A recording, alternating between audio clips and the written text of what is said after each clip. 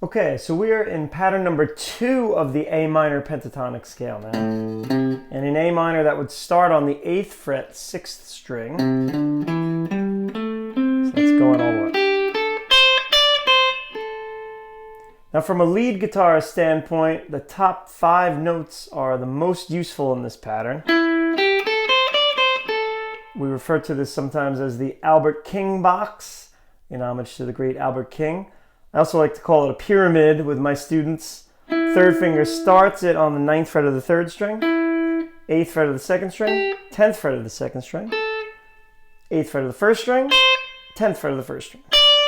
Now the good bending note that you add in this position is the 10th fret, 1st string.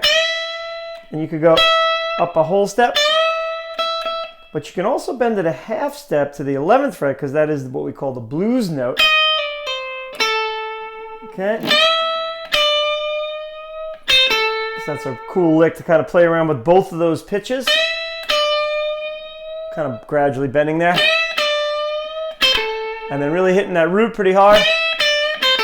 Okay, you want to add vibrato on the root, but not bend it too much because you don't want that. Not in this style anyway.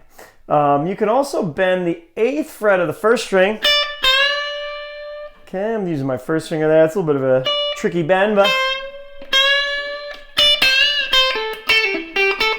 if you're in that position, that's certainly fair game. And also the note on the 2nd string, 8th fret.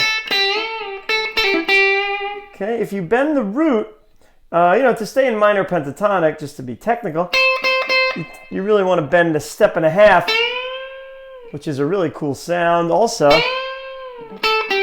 So you can bend that note, just be careful, what pitch you don't want to bend the half step kind of thing, where you're doing that, On this note, since it's the minor 3rd, if we're in a major blues, you could kind of bend this one up a little bit. We're always kind of playing around with the pitches of these notes. And there's your root. Okay. And then the other thing that you want to practice is the shift between the two patterns. So a good place to shift as a start is the 3rd string, 7th fret, sliding to the 9th or shifting to the 9th. And then you could stay in that pattern or you could shift back. If I go back, I usually use my 3rd finger. I'm adding that note on the 2nd string there, but you don't have to. Now if I stay in pattern 2, sometimes I'll just try to land my 2nd finger on the 9th fret of the 3rd string. This way I can have my 3rd finger on the root and the bending note. Okay, so that's a good place to start that shift. Certainly not the only place. You should be able to shift on any string. Yeah. Okay. Cool thing that Stevie Ray Vaughan used to do is pick the 1st string, pull off on the 10 to 8, 10 to 8 on the 2nd, and shift back to the 1st position. In this case, it would be the 5th fret, and roll over. So you got this, and then kind of like